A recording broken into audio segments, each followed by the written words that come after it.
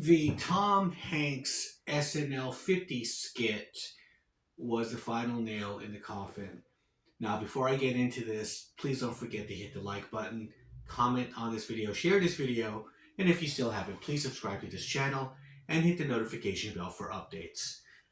Okay, so with that out of the way, there's a lot of backlash coming from the SNL skit where Tom Hanks plays the MAGA Trump supporter and he's racist, and the callback of Black Jeopardy, which is a skit which was first aired in 2016, where he played this character named Doug, and he kind of returns for this. And all I can say, a lot of the jokes or whatever didn't really land well. I mean, it was some of the same stuff that they did in 2016, where at a time that was acceptable. However, was it acceptable this time around? Now, this is supposed to be SNL 50 celebration of 50 years, but however, it looked like a funeral to me. I mean, all of Hollywood's elites were there, starting from the 1975 season up. There were some cast members that were there and everything, and just all these kind of Hollywood elite actors and actresses and whoever up until now, and it's sort of signifying like this is the end of an era. I mean, they even had to prop up Jack Nicholson and even Meryl Streep, who I think probably looked down at SNL long ago, but just seeing it now as an opportunity to say, hey, well, I'm going to be in a skit as well, and um, she did a skit and everything, and it was very tired. The show, some of the characters which they brought back, like even Debbie Downer, who was really cool back in the day, but it just seemed forced. It had Robert De Niro in there trying to choke her and everything, and so even with Tom Hanks, that skit as well, it just it was, yes, this I would say this series for the last two seasons have been on life support. Because the last couple of years, it's been a DEI cast for one thing, and there's always been this agenda of wokeness, you know, pushed onto you. I mean, shoved down your throat. I stopped watching this show probably like a few years back. Um, Now, with this DEI cast, there was a person, a comedian, that was fired from the show, Shane Gillis. And, he was a white comedian, and you may have seen him now in commercials. And he has I believe he has a show on one of the streaming channels. But however, he was brought back in to host a show because he got kind of popular outside of SNL, and it's kind of just goes to show that what he was doing outside of SNL and becoming very popular. Lauren Michaels wanted him back. You think that they would have kept with this kind of humor or this type of these kind of comedians and just let them do whatever they want to do. And apparently, he was canceled because he had some racial jokes that he said about Asian people in the past, and that whole cancel culture crap. So you fast forward now, and you have this Tom Hanks thing where the skit is like it's supposedly okay to be racist, or to depict a group of people of Trump supporters who are just all the same. And they're all white, they're all Christian, they're all racist, and they all rednecks, and that is not the reality of 2025. The reality is Trump won the popular vote, and all the different kinds of groups came out to vote for him, where there was blacks, Hispanic, Asians, whatnot. LGBT people even voted for Trump because it was the policies. It wasn't this lunacy.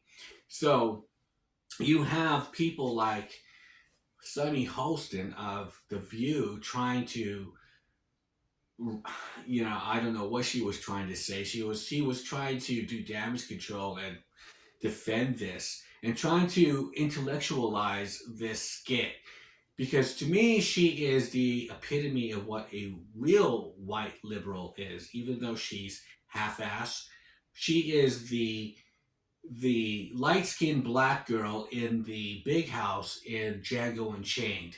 If you've seen that movie by Quentin Tarantino, she is the one that's in the big house getting screwed by Leonardo DiCaprio on the side. So she is just a big whore, right? And so she is coming out there trying to intellectualize this thing, saying it's very subversive, this skit. No, subversive would be anti establishment, kind of political, like 1975, where George Carlin, hosted the first episode, and he was very subversive.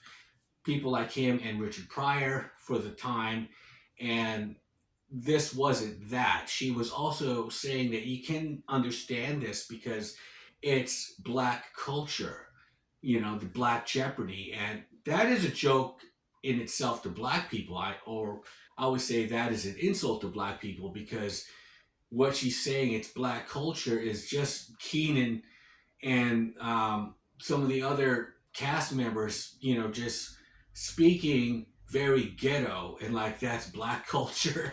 And so that's a joke, right? It's just like, yeah, this is black culture, because Sunny looks at herself as someone that's up there, and she is the house Negro, negrette, or whatever in the big house, getting fucked by Leonardo DiCaprio's character. So she looks down at all of them, and so she just looks down at the people who are playing these characters. Really, her mentality is so that didn't play well. What she's trying to say, it's she's trying to put defend racism, because for one thing, it's not about people getting offended by this. It it wasn't even about that. It was just about that, they're throwing still this kind of propaganda or this division out there where, the election kind of proved that there is no racism.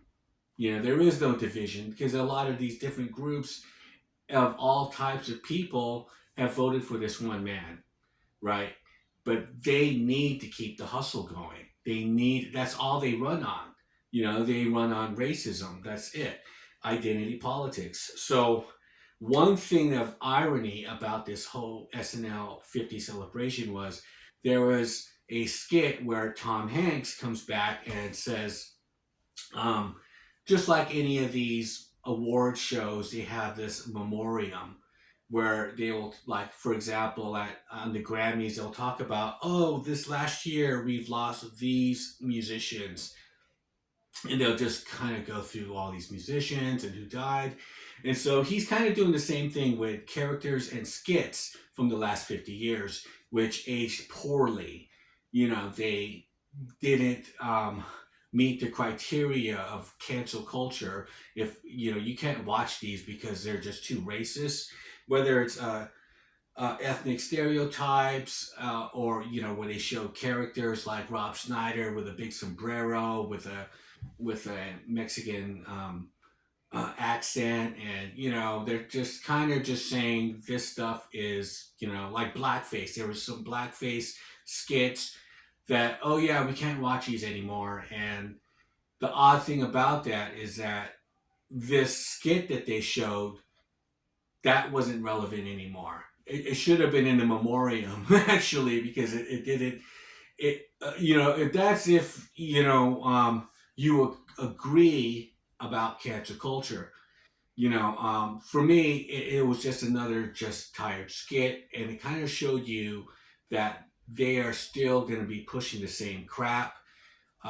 Don't watch this stuff, but this stuff is okay. The white racist Trump supporter is okay to show, but we will not show the fat shaming.